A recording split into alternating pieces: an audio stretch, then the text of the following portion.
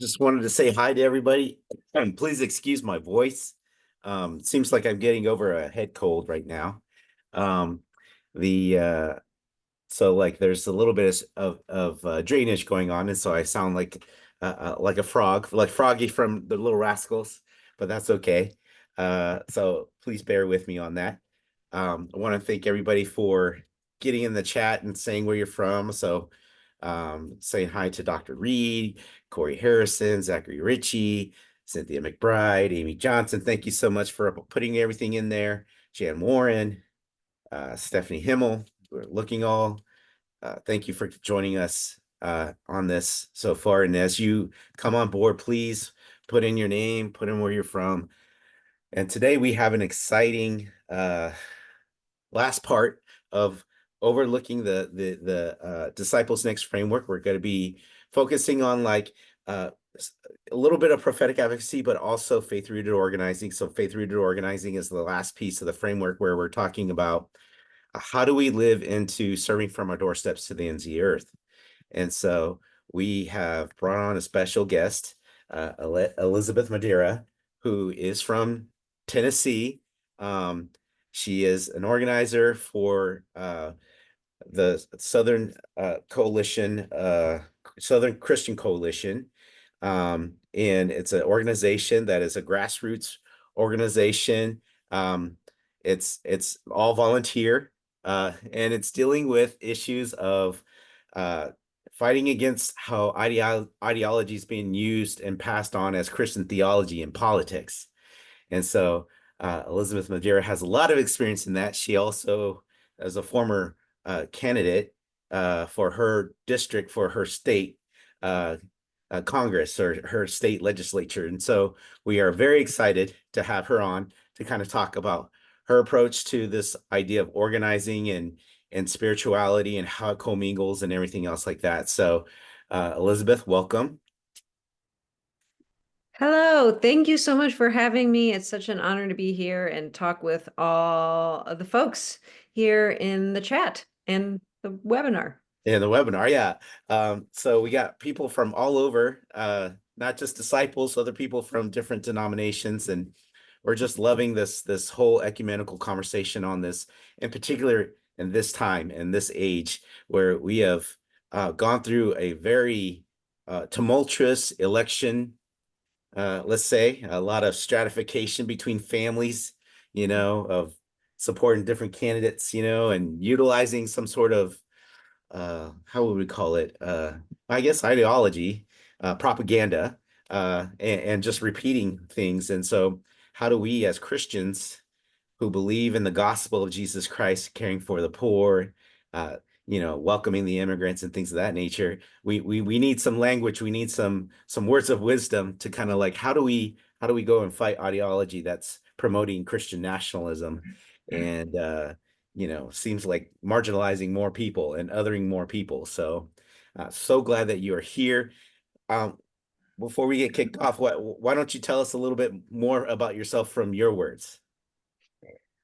Okay, well, so I actually grew up, it's fun seeing some Midwestern locations coming through the chat. I actually grew up in Central Illinois. Um, I didn't realize I grew up in a rural area until I came to college in Nashville and got used to the big city and went back home for my first school break and said, wait, it's only like 3 miles from one side of my village to the others. So, grew up in a really small town, technically village in Illinois. I grew up, faith was always really important to my whole family.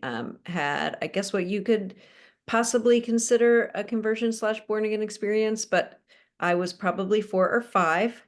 Oh, hey, Amy, I grew up right outside of Champaign-Urbana in Mahomet. Not very many people have ever heard of it, but if yeah, it was very small. And it's interesting. It was originally named after Muhammad, but it's actually a super conservative Christian community. So anyway, sometimes our names don't always match the current culture that we're in, but grew up there and it was just, I grew up conservative and evangelical because that was just what happened. I moved to Oh no, oh my goodness. Sorry, I'm in the chat, but I'm so happy to make connections and know people in Muhammad. Yep, grew up there. I've actually now spent more time in Nashville than I did there, but obviously have a real place in my heart for the Midwest, Muhammad, Central Illinois, cornfields, flat land as far as you can see. That was what I grew up with, but then came to Belmont University and met my husband. Still we were both very involved in our church. Actually, when he and I started dating, he was already went to an Episcopal church. So that's where I started getting involved. And then I think once I'm very grateful that my husband and I have traveled a similar faith and political journey, whereas we both grew up conservative evangelical. Once we really started to mature and ask questions about what was going on in our community and our society. And even after I was volunteering at a crisis pregnancy center and started asking really hard questions like, and meeting people with a diverse background from mine, I was um, connecting with women who had a vastly different life experience that I did and realized, wow, the very first thing I do in this role, walking with women in crisis pregnancy, is get them public services. And I was told that we didn't need public services because everyone could just pull themselves up by their bootstraps and be successful. And realizing that not everybody starts off at second base to get to a home run. Everyone starts off somewhere different. So really started opening my eyes to systemic injustice, especially living in a state like Tennessee and seeing the disconnect once I really started paying attention between elected leaders who were claiming to be Christians, but wanting to enact policies that were harmful, whether it was discriminating against LGBTQ communities or immigrant communities, um, or even women, and really opening my eyes to seeing the injustice and wanting to be a part of the solution and not perpetuating the current cycles. So it didn't really become crystal clear for me until 2016 when we saw a very similar presidential election. And I thought, wow, I was taught to love my neighbor as myself in my Christian church. And here I saw these people who invested their life in me, and in faith, and taught me to love my neighbor as myself. And if I see someone on the side of the road, pull over and stop and help them, even if you're on the way to church, that helping that person was more important to getting to church on time. And here I saw these people support someone in a political office that was using rhetoric that was hateful against the people I felt called that I was truly called to love. So I started getting involved in politics. I ran for office for State House in 2020, in a suburb of Nashville in Franklin, if you're familiar at all with um, the culture or geography in Tennessee. It's really traditionally conservative, wealthy suburb.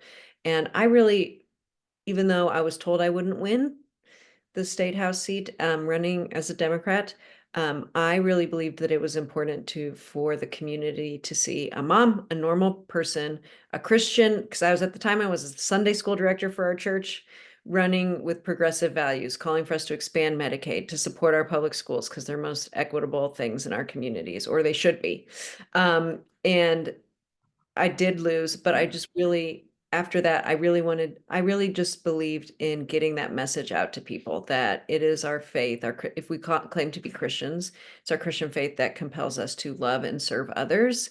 And this demonization of other groups and being willing to sacrifice entire groups of people for political power was just so disconnected from what I felt had been instilled in me from church at a young age. So then when in 2021, I was able to get connected to, I was actually looking for work because after COVID, the Sunday school director job was not exactly the same as it was before. And I was kind of let go, church budget, all that kind of stuff. And I was looking for a job and got connected to Southern Christian Coalition.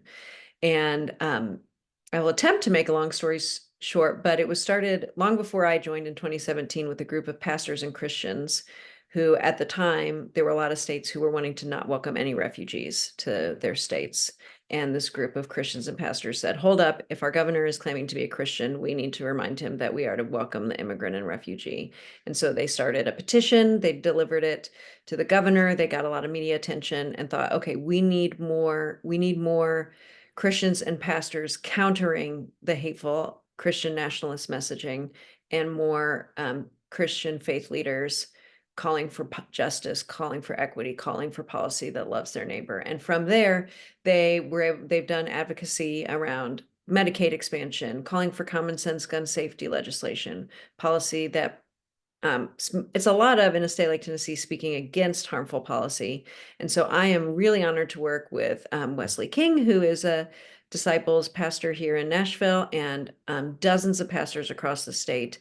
And my role is helping empower them, train them to speak up for issues of justice. They already have, obviously, the spiritual formation and the theology behind it, but they may not feel super comfortable talking about the policy that they're asking for or what's behind the scenes going on. And I'm able to do that research and give them some talking points that make them feel more comfortable. So we do a lot in terms of press conferences, press releases. And now we have transitioned in the past couple of years to try to really focus on social media, knowing that for better or for worse, that's where most people are getting their news and getting their information and sharing it with friends. And so we are really wanting to drive that narrative across the country, ideally around the world, that Jesus is there. Jesus wants us to love our neighbor. And when we enact public policy that it prioritizes love of neighbor, that is the call of Christians in public life, not for political power to rise ourselves to somehow make Christianity, quote unquote, the law of the land. So anyway, that is a very long story, but I hope that that kind of shares you a little bit more about me and the work that I do at Southern Christian Coalition. Yeah. Wesley, did you wanted to say something?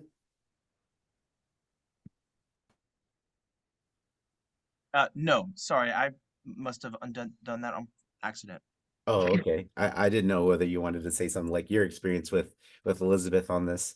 Um, but yeah, so Elizabeth, so just to kind of get clarity, so you're saying that you were a layperson in your church, that you saw issues going on, and that you, because of your faith, that you felt moved to do the work of systemic change. Am I hearing Mhm. that right? Yes, exactly. I think there's a trend going around right now that says, what radicalized you? And I'm like, Jesus, I guess. Yeah, that's awesome. And I bring that up because, so many times when we're in the church, when we think of doing social justice work, it's all laid on the pastor. And Mm, it's not, it shouldn't be. Like, we are all leaders within the church. We're all called Christian, and therefore we have this responsibility to cause positive change for the common good, no matter who we are within the church. So I want us to hear that, all of us on this webinar, and that it can be done and it should be done. So yeah, with that, I want to kind of like bring in something that you said, because you're talking about incarnating the word, basically incarnating the word of Jesus as doing this social justice work. And so I want to, the term faith-rooted organizing did not come from New Church Ministry. It is a term that has been out there. Alexis Salvaterra is one of the folks that are pointed to as the person that kind of is bringing about this idea. What is faith-rooted organizing? And she says something like this. She says, doing justice as a Christian has to be different than doing it as a secular person. We do it as a part of a whole life discipleship. It's not something we do on basis of our political views. It's something we do because we are called to it. And so what you said, it just kind of reminds me of that quote that she said before. And yeah, so with that, then it's like, okay, well, I get it. I want to do it because of my faith. I'm going to go out there and do some work. What are like some of the strategies that the Southern Christian Coalition do to help go from idea and passion to movement? mm. Well, and I will say we are Southern Christian Coalition is a communications organization. So our main goal and our job is all focused on messaging and narrative change and storytelling. Because we really strongly believe that we have to deal with reality. The unfortunate thing is that there have been a whole lot of political leaders, church leaders who have decided that Christianity is this very narrow brand that is manifesting as Christian nationalism that is more based on discrimination under the guise of freedom of religion, which we know is not the case. But we really believe if we cannot just ignore talking about faith. We can't ignore the fact that when we are calling for justice, like you said in that quote, when we are calling for justice and love of neighbor, if we don't talk about it in our communities, like from a biblical perspective, and mention that it's part of a call from God and a divine calling, we are just ceding that Christian language to the side that wishes to harm. And I think that's something that we have noticed now. We feel a little bit I think, at least speaking for myself, I feel like it's at a crisis point where we, as a country, as generally people of faith, have lost, we in an attempt to not say the wrong thing, or in a really honest attempt to not try to push our own version of Christian nationalism, where we are not wanting to force our view of Christ on everyone. And we want to live in a country and a society where there's freedom of religion and freedom for people to be themselves. So I think, unfortunately, we have been afraid to bring the biblical view of justice to this. And so we have to be able to reclaim a lot of this verbiage and language and not let them win. And you see little examples of it around the country, and there's fabulous efforts happening from really people much smarter than I am and who have researched this more extensively, such as Jamar Tisby and Jim Wallace and Robert P. Jones at PPRI. There are people who've written books and are scholars, and they are brilliant, and we should absolutely learn from them. But then it is our job as just people in our community or faith leaders or lay people to say, okay, we've learned from them, we know it's a problem, and it is our job to then do that work in our community in a faith-rooted way that is honest to ourselves, honest to our purpose, honest to our call from Jesus, and to not be afraid to talk about it in terms of our faith and to retake that narrative. One example is our governor in Tennessee, which unfortunately is generally comes from, at least, you know what they say, when people tell you who they are, believe them. And so I would say it comes from a perspective of Christian nationalism, but claims that it's Christianity. And multiple times a year, he declares a day of prayer and fasting for people because he says, we need to listen to God.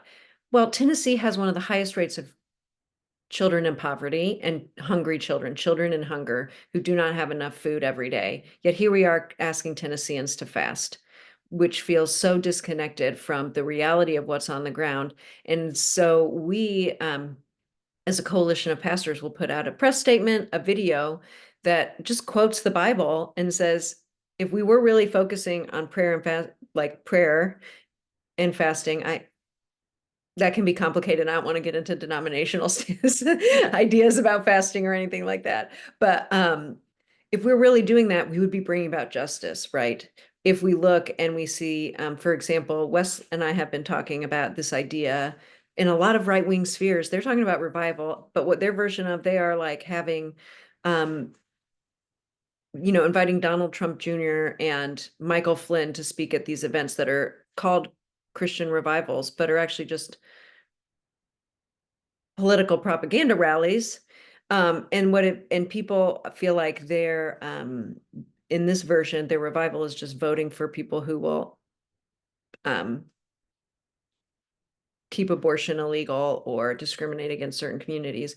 Whereas if we look at what revival really means, it is like bringing about justice in our communities. So we shouldn't cede the idea of revival or the idea of spiritual renewal to people who use those words to bring harm, and should instead be saying, well, if this is where we are really grounded in our faith and in our commitment to Christ, it should be leading to more just communities, not less just communities. It should lead to less suffering, not more suffering of the people. And so not being afraid to say that. And I will say, when I started this work in 2021, the director of the organization said, there's a whole lot of we have a lot of pastors, but they're kind of afraid to say the hard things or to call elected leaders account or to say this is not Christianity, this is Christian nationalism. And I will say, over the past 4 years, we are not having the problem as much with pastors afraid to say those things. So I do think, especially with what we see going on in the national political sphere, I think that there are going to be more folks willing to speak up, but they say how and where and when. Like, if me just giving a message of justice and love from the pulpit, is that enough? Or what does it look like to spread that message in the community? And what does it look like to empower people in our congregations to have those conversations or to get out and do the work? Because, and that's one thing that I feel so honored to do this work. I know that the pastors that I work with, if those of you that are on the call that are pastors, you know, whew, you are already probably pretty tired and a lot is asked out of you. And so it's an honor for me to be able to do some of the behind the scenes or a lot of the behind the scenes grunt work, messaging, talking points, etc., so that then the pastors say, oh, yep, I absolutely agree with this message and it's what I want to say. But thank you for putting it into words for me because I'm already starting with a blank slate for Sunday morning. So I don't So know. I've gone a veered off of your original no, question. no. It's very good. Kind of helps us think of like some of the thinking that we kind of need to think about as we're looking at this approach. And one of the things, like what I'm hearing you say, and I totally agree. Like one of the first steps to action is reclaiming, reclaiming our language and possibly rearranging the narrative. Like not just saying this is not the only narrative that's there. Here's another narrative, and this is our narrative. And is there a tool that you utilize to kind of help leaders, lay leaders, clergy to kind of like help construct the narrative back into something more healthy, um, and so that they can all get behind and start saying the same messaging? Yes. So I will say one thing that there is a yes, who's Stephen or Stephanie, sorry, says fearing is great. All these things are very real, especially in rural Northeast Missouri. Yes. May 2025 be the year of new narratives. Yes, absolutely. So a lot of the training that I have is in a narrative structure that we call race class narrative or race class gender narrative. And you may or may not have heard of it. It really started to be developed and researched in 2017. And it has, if I actually, and I'm happy to give Wes the information because I will lead trainings on this regularly after I have been trained a lot in it.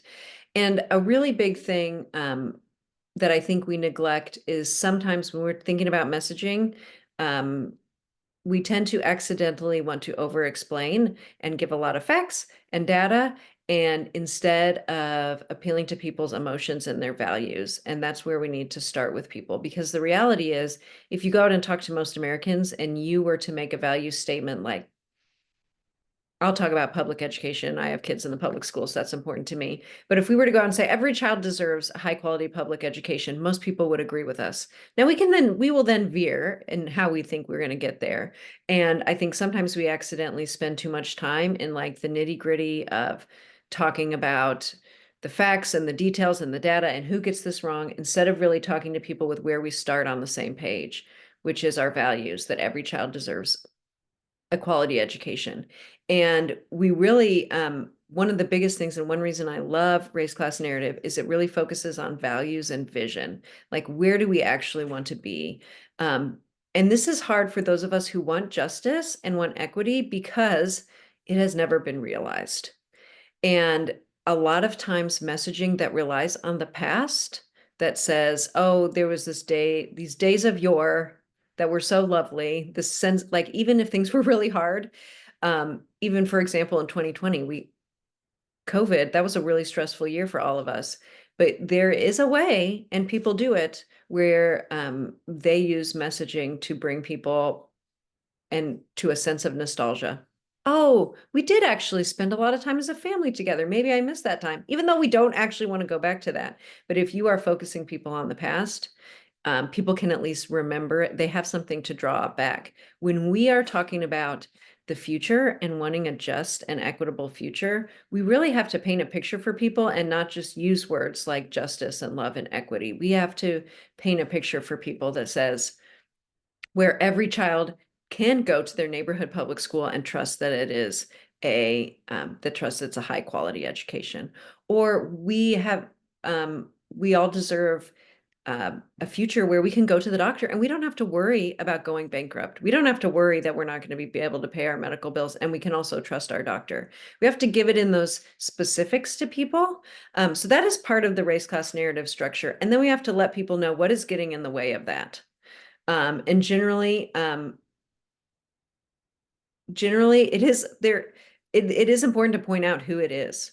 And this gets to be, this is going to be really key for us when we're talking about elected officials. I absolutely understand, especially as pastors, we work in 501c3s, right? So we cannot be partisan, we cannot be electioneering, but we can absolutely hold elected leaders accountable who are in positions of power that are keeping us from that future together. And that is part of it, is saying this particular elected leader, or group of leaders in Tennessee, it is often our governor who is keeping us from that future where there is justice and equity, that future where we can go to the doctor. I have people in my life, that there are people in your life who fear going to the doctor, and so they don't get the care that they need because they're afraid of the cost. And if we had expanded Medicaid, then we would have that. And we can get lost in the expanding Medicaid and the numbers of rural hospital closures, and all of that is important. But instead, by painting a picture for people that says, imagine being able to go to the doctor whenever you needed to and not worrying about how much it costs, and knowing that your doctor was going to help you come up with a good plan. That's what we are looking for. And unfortunately, because we haven't expanded Medicaid, because of who is in office, because of Governor Lee, we are not there. And then giving people the call to action. That is going to be really key also going forward, because a lot of people feel really hopeless right now and they feel like there's nothing we can do. And we absolutely can look through history, through times when things looked darker, where people felt like they had less power. I mean, there were people enslaved and they drew on little bits of hope and what they could do together, from something as small as coming together in joy and connecting in unity and solidarity. That can be a first call of action before we then contact our elected leaders, before we go show up at the Capitol, either in the form of protest or meeting with our legislators or holding people accountable eventually at the ballot box. We do have collective power, and I think we forget about that. And part of that is a twofold thing: calling people to action, but also calling people to each other. And that's something you guys have so key as pastors, is you have people that are connected and you are working on that connection in your community, and they can together do so much more than they can do by themselves, whether they're empowered to serve at a local food kitchen to help ameliorate harm, because that's going to be a strategy going forward, is how do we harm reduction, basically, or else how do we do that in our communities? Or how do we show up together and meet with someone who is the deciding vote on something in our state legislature, whether it's gun safety legislation or expanding Medicaid or preventing vouchers from being implemented statewide, all those kind of things. We can, through talking about values, through talking about hope and a call to action. And then not obviously, but the key part in that is what is driving us. When we are coming from a Christian perspective, we can draw directly from the scriptures. It is not hard. I'm sure if I were to tell you any public policy choice, those of you who have been to seminary, who are preaching sermons, you know exactly where the verse is, way better than I do, where Jesus is calling us to enact love and justice and feed the poor, etc.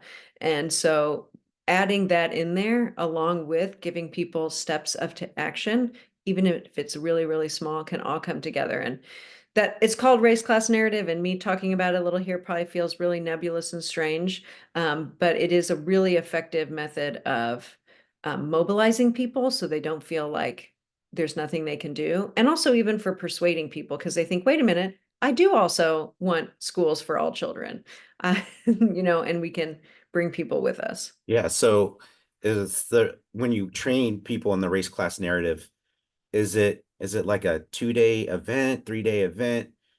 Can you kind of describe the whole process for if folks are interested in like getting trained in this narrative Yes, technique? I just start with a 101, which is an hour-long Zoom call. So that kind of, we just start with I have a 101 and a 201 that are each about an hour long. That gives people the basics, but then there are lots and lots of resources if you want to be added to a list. Like, for example, Wesley's on my list of faith leaders who, when we do have if there's a national training call that's about something really specific and how to use race class narrative in a specific thing, which I think is going to be coming up a lot in the new year, if it's how to use race class narrative to message protecting Social Security or protecting the Affordable Care Act. There's going to be a lot of advice like that coming from people who have even more experience than I do and are out there in doing focus groups with folks, because there's kind of a formula to race class narrative, but there's also lots of permutations depending on what we're actually talking about. And I feel really grateful to have access to people who have the resources, the time, and the funding to do really in-depth focus group studies to find out what message really hits home with people and how we don't have to be afraid of using even though we may not want to message data to people, we can certainly use it to inform what we're doing. Oh, yeah, definitely. And so let's say me as Pastor X, I say I want to be trained in this, race class narrative technique. We have our 101. You pull me through the 101 curriculum. What do I do then with that? Going back to my congregation, can I then also pass along that training, that understanding? What do you suggest for pastors to do when they do that? Wow, that is such a good question. And I haven't thought about that, except I think I would say, and I would be curious of your thoughts, Wes, but I think that when you use race class narrative more, you find it and ways to use it in the world. For example, I have 3 small children, and I can use some teeny bits of what I learned there when persuading my children to clean their room, for example. Um, but I think when we start realizing that, at least I have noticed this, when I start realizing just even how I talk to people on social media or in my life, I realize that I tend to get into the weeds with things instead of focusing on the big picture. Even when I'm just having conversation on Facebook with someone, or talking to someone in real life about how we disagree about policy things, or why Nashville just passed a big transportation initiative, which is going to be great. We've really needed it, but there are plenty of ways to have conversations with people, even about the little bit of transportation, needing more transportation infrastructure, that I could have a conversation with people that talks about how don't we think everyone deserves access to public transportation to get to work, and that's going to mean that someone doesn't have to turn down a job because there's not a bus that takes them to their job, and we can paint a picture for them of that. So I think there's also a way to use this when we are talking to our legislators, using the principles that we know of race class narrative to make hopefully a more persuadable argument to those who in some situations are the people keeping us from that positive vision. We can also use some of the tactics to be really values-based when we're talking to folks. And yeah, I mean, absolutely. I also love your question because it's such an organizing question. How do we multiply what we're doing? Which is like exactly where we should go. If you come to my trainings and you get really as excited about race class narrative as I am, then absolutely we can then multiply that in your congregations as we train people to schedule and have those conversations with their elected leaders, or write an op-ed.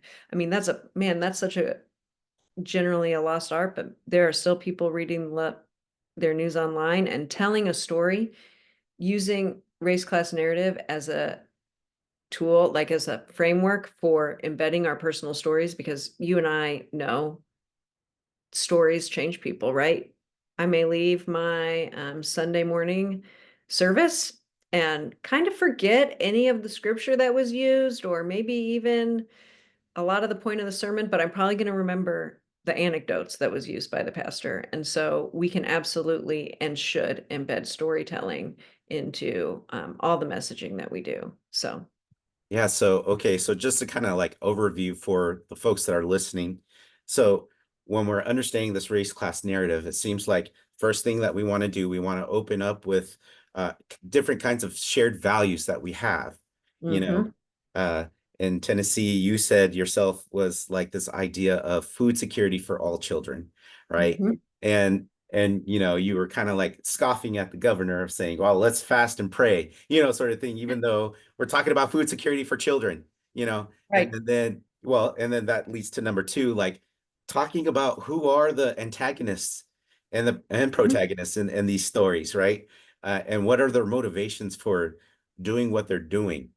mhm, Why is our legislator passing these legislations that uh, causes problems for access to food or mhm, access to housing or healthcare, that sort of thing. And really, that would be the second step sort of thing. And then you kind of talk a little bit about also where I would lead into the third, where you're talking about some of the victories that you've had, in mhm. this whole thing. And then, but also the fourth thing, talking about, well, what does it look like further if we do this more, if we change more of these policies so that more people have access to healthy foods or access to good housing, things of that nature. And this is where, the final piece could be what is the action, the specific action that we need to do when we go talk to uh these these policymakers, people who can change uh our system, right? Yeah. and Mm. and so yeah, so I hope I kind of summarized what we talked about just in that race class narrative. You hearing me kind of like repeating that? What do you think? Did I get it? Yes. Yes. Yeah, I am very impressed. And yeah, and we generally use them as V's, even though I'm uncomfortable with one of the V's as a person of faith. But you start with your values and you name your villain. That's the second V. That's the one I feel a little bit Oh, uncomfortable with because I want to view everyone as a potential partner. But right. for the sake of brevity, that's what it is. And it is important to mention their motive.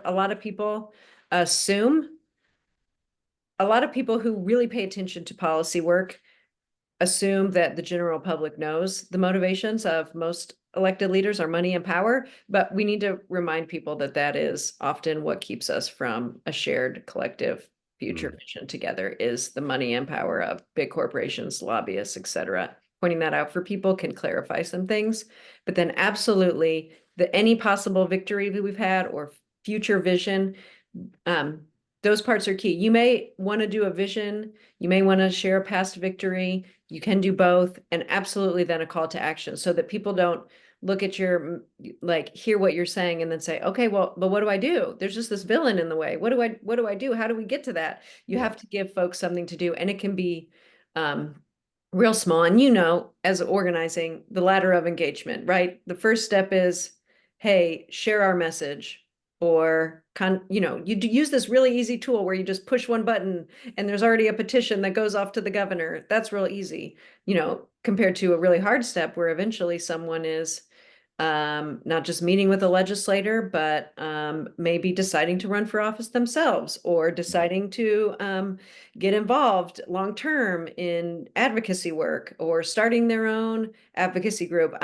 Generally one that believes you should join what's already going on versus starting your own, but you never know what seed will end up growing. If you had told me 10 years ago I would be doing um, advocacy work, I mean, 10 years ago, I was like a part-time Spanish teacher and Sunday school director. I never envisioned this was where I would be, but people planted seeds in me that grew. And so I just think you never know what seeds you are going to plant and empower for someone in your congregation, your community who cares about these issues and feels like they can't do anything, but they absolutely can. So Mm, awesome. Well, thank you so much I'm for that. We have some trying to not have questions. the sun shining on. I'm trying not to make a glare on the videos. Oh, Sorry for yeah. all the moving around. Yeah. We have some questions in the question box. So The first question that I see, the question is the organization Tennessee centric? If not, what are the plans to expand? Good question. Southern Christian Coalition is, you're just going to have to deal with the glare on my face. I can't figure out a place to Yeah, move. that's okay. So Southern Christian Coalition is Tennessee specific in terms of where our advocacy is focused, but you can find us anywhere on our social media platforms. We do not have plans to expand because we are kind of part of partners with others Tennessee specific organizations. But I absolutely believe that there are groups that are doing similar things, such as Faith in Public Life comes to mind. There are other state groups doing this. If you're in Minnesota, there's a group called Faith in Minnesota. There are other faith-based groups doing really similar work. And if you are in a particular state, I'm happy to kind of get you connected to what might be going on in your state. And even if it's not faith-based, there's probably something similar. I'm trying to think some of the groups that are really doing, nationwide would be like in Christian nationalism, the project of the Baptist Joint Committee. There is the New Evangelicals is really just a social media thing, but there's so many different, there's a lot of different avenues to come from a faith-based. Stephanie, do you have books you recommend on race class narrative? I'm interested in a training. How does one be added to the list? We lost the battle last night against the school board and it will close the most important school in our most vulnerable area. I feel a heightened need to learn more quickly. Stephanie, that breaks my heart. I know that we are seeing a lot of stuff from, we're seeing a lot of grassroots organizations that are willing to do that kind of thing. And just breaks my heart. There is not a book because it is ever changing. So I will say, Jose, is it okay if we send out the information about my trainings and some Yeah, other groups doing it? of course. Yes. Yeah, to you all, That'd and be then great. you can pass it on to people. So, Yes. Yep. it is because it's evolving based on what we're learning, which I think is what's really exciting about it. If we just put out a book for people, that would be really stagnant. Right. Jim Wallace and Jamar Tiz, you mentioned. Danny, thank you for your question. Is there engagement? So I will tell you, when you say engagement with liberation and womanist theologians and practitioners, the Southern Christian Coalition is basically like, I'm the only organizer and it's a lot of volunteers. And so I guarantee a lot of the volunteer pastors across the state are really familiar. And theology is not my strong suit. And so I would love to have your advice for any particular ones to follow, to read, to do more. I did try to read one womanist theologian book. She's a fabulous woman. I follow her on social media and she's very to the point, but her book was not very to the point. And as a non-academic person who has not studied theology, it was I was not able to finish the book. It was a heavy lift for me, even though she's obviously brilliant. But that is something where I am very open to learning more. So yes, values, villain, victory, vision. That is correct. And call to action. Call to action is the last step. Mm-hmm. Awesome. And I will say, I want to go back a little bit to Danny talking about womanists, which I know is from Black women theologians, which I absolutely think we need to learn from them. And as a white former evangelical woman, I feel a little bit like we absolutely need to learn from them. And also those of us who are white Christians, I feel like we can look at polling and data and say the call is coming from inside the house in terms of we need to speak to our people in our communities, because it seems like there is it is generally speaking, the white church, the white evangelical church where we are having, that's where it is basically the Christian nationalism is a lot. We are just seeing white supremacy couched and coded as Christian nationalism. And so it feels like I feel the responsibility as a white woman to have that conversation with the folks in my community, especially. Well, and along the same lines, as a Latino, looking at the demographics of the voters of it's not just white people. It's not just white people. And so, hearing some of the reasoning why there's a little bit of that white supremacy in there, but it's like and this is the whole thing about post-colonial work, is that there's always been this, trying to stratify, and the colorism thing, trying to get more white. As a brown Mexican guy, as a mestizo, you know like I could see where that's coming in, like, oh, if I act like more like this, I'm more white, and I'll have a higher status, blah blah blah, subconsciously speaking, that internal dialogue that we have, uh and I'm speaking as a straight Latino male, so and it gets different for each person, as each you know group that we kind of like recognize, so we all have to deal with that. So we need all the voices on the game, not just one, all the Mhm. voices in the games, and like let us address like some of the issues, the internal racism, the internal sexism, the internal whatever, the internal stuff that we have to deal with Mhm. every day, so yeah, so I just want to add to that, to your statement. Yes. Well, and to come back to the villains, I think there's also an element in the room. I don't know if anyone has read Power Worshippers, which is the history of Christian nationalism, the grassroots organizing of it, starting decades ago. To me, the elephant in the room is the money on the disinformation Christian nationalism side, that we have to be real and honest about. I mean, part of the reason that we are talking about um, the recent polling from the voting, when you're talking about Latino men, and some of that, these groups are our groups are those who identify as Christian are being targeted in a massive, massive scale, with disinformation and misinformation on a regular basis, and being told in a Christian framework that it is the Christian thing to do to vote for particular people for particular reasons that most of us know are actually antithetical to our faith. And so I don't want to pretend like we are just having a narrative conversation. Like, that feels really dark when you know that there are billions of dollars being poured into people who claim the Christian faith, but are willing to discriminate because this is what they're being told to do. And so being realistic and knowing that that money is there, I think I can also then, because I can very easily slip into, how could these people fall for such a sham? How can people fall in my community? These people that raised me to read the Bible and love my neighbor now stand for something so harmful. It's really easy for me to go into a place of judgment, whereas seeing people are also victims of this massive disinformation landscape that is manipulating them based on their faith. So, we have to balance a little bit obviously be clear about the call for justice.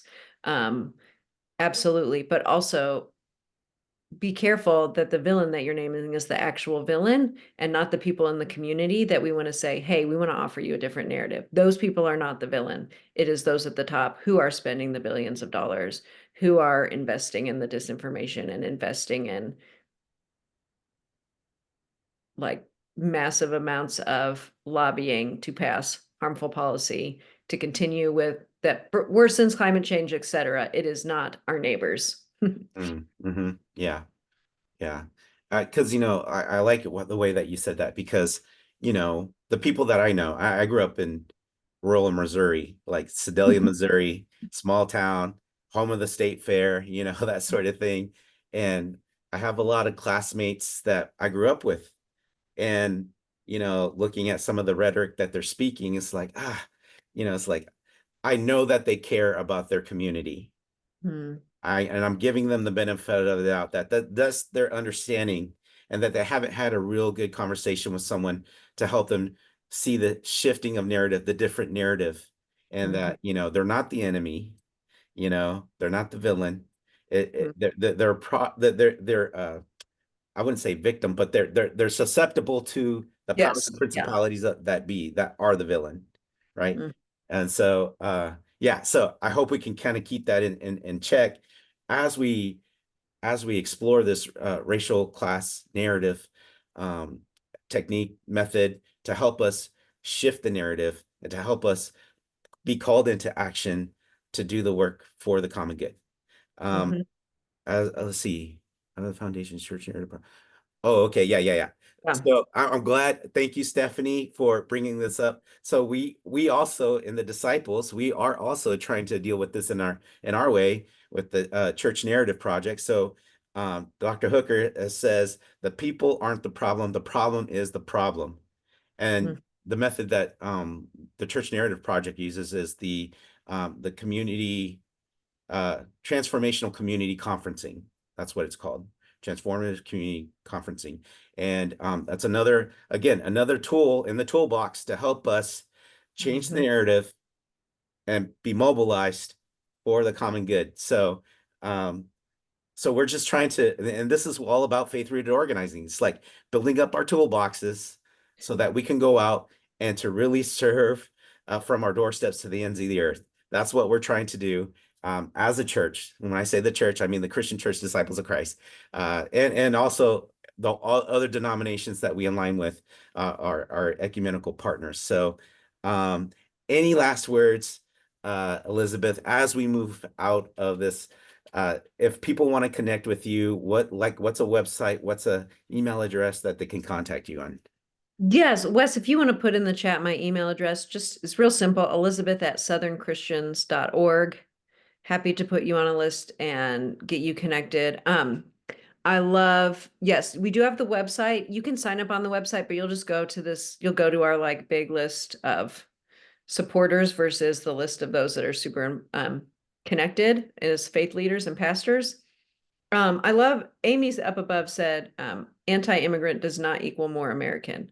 Like, absolutely, immigrants make the country. And I think um, the way that we frame things and the way that we talk about things really matters. Our words really do matter. And Wes is so right. This is a really sad story about them taking down a Christmas tree because it had rainbow ornaments. Even though it's a public library, and he's exactly right. There's a scale of something, Christian nationalism. It is not just about what happened on January 6th, right? Like it's not just people that are literally willing to commit violence. It just Christian nationalism, that simple thing of just believing we're a Christian nation and wanting to pass laws to make it so. There's a whole lot of Americans who believe that, and there's a whole lot of Christians who believe that. And it is going to be a really long game for us to ultimately change the narrative.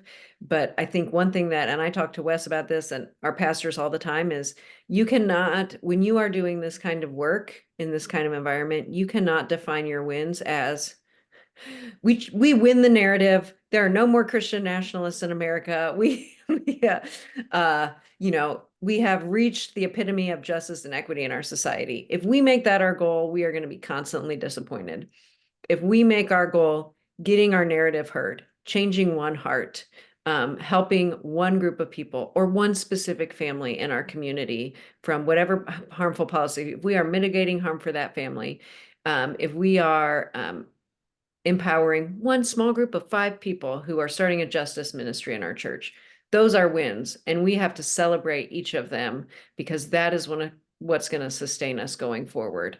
And there's going to be a whole lot of setbacks. But every little thing we do every little change we make in a positive direction is worth celebrating. Here in Tennessee, last legislative session, we worked so hard to prevent a universal voucher bill from getting passed. And there was a whole lot of other bad legislation that got passed during that time that we countered and we didn't stop it. And that can be really discouraging. But if we focus on that, we will never get up for the next fight, um, for the next act of resistance or the next act of justice. And so I told everybody, I said, we are going to talk about that victory of ending vouchers because we came together and we stood up for our kids. And we are going to use that for months and years going forward. Even if they pass vouchers in the next legislative session, we know that our voices made a difference and held it off for 1 year. We cannot underestimate the good we do, no matter what the scale is. And we have to remind ourselves of that, because apathy and giving up and feeling like your work is pointless, that is a tool of authoritarians. That is what they want from us. And Right. if we continue that, we are going to keep doing the work, no matter how teeny the victory, no matter, even a victory can be slowing the bad policy, even if it's not winning the policy battle right now. And we're going to have to be focused on that in the coming weeks and months and years. Yeah. Well, Elizabeth, thank you so much for joining us today and giving your story, sharing your story, sharing your journey, sharing the race class narrative tool. Thank you so much. Thank you so much in joining us. As we Well, close down, folks. Well, and Go really, ahead. Go thank ahead. you. Thank you for asking me, and Wesley, and thank all of you who are on this call, who want to learn, who are doing good in your community. I mean, I am encouraged by the number of you that join and who are doing good and want to keep doing good. Like, this is how we move forward together, is seeing the good that other people are doing. And I'm grateful for each of you. Amen. Thank you so much. So as we close down, friends, I just want us to say, we're coming to the end. We're getting towards Advent. We need to prepare ourselves for beyond 2024. You got 2025 coming up, a new administration, well, an old new old. I don't know how you want to put it. Administration coming up, but new problems coming up to bat with that. And I know many of you are tired. Take the rest, take the time that you need, get that self-care. Know that you're not in this alone, so you can take that time for yourself and then come on back and continue the work, because this is so important. We as a faith community, not only as the Christian Church Disciples of Christ, but also our ecumenical partners that are out there, our work is very important. People need to know that there's another narrative to how God loves this world, how Jesus loves this world. We are the vessels of that, and we can get tooled up and we can go out there and do the good work that we're called to do, to truly embody the gospel of Jesus Christ. So take whatever you need out of this session. If you have any questions, newchurchministry.org. We're going to send out follow us on Instagram, because we're going to pull out a poll. And if you're not on our mailing list, get on our mailing list. We're going to pull out a poll to see what kind of different topics that you want to go over, or if you want to go like, hey, we need to go back to Christian nationalism, we need to talk about that more. We'll listen, and we'll put that as a new church impact episode for next year too. So look out for that poll. Please respond with us. If you need to email me, jmartinez@newchurchministry.org. You can email Wesley, ncmadmin@newchurchministry.org. We'll get to all of us at New Church Ministry. We're here to support you. And like I said, it's not just new congregations that we're focused on. We're all new church. So if you're part of an established congregation looking to do new ways of being church, we are here for you. So look at our website. You can see Leadership Academy is now asynchronous. That's live. So if you want to take the Emerge track and see what we're doing over there, of really talking about prophetic advocacy, contemplative action, and faith-rooted organizing, there are tools in that course that you can pull out, just like this race class narrative tool. There's other tools in there that'll help you to not only organize, but to mobilize people in a way that they can have direct messaging, changing the narrative, and really causing systemic change for the common good. And that's what we need to do. So again, any questions, newchurchministry.org, New Church Ministry on Facebook, Instagram, YouTube. Like and follow. And and with that, everybody have a blessed day.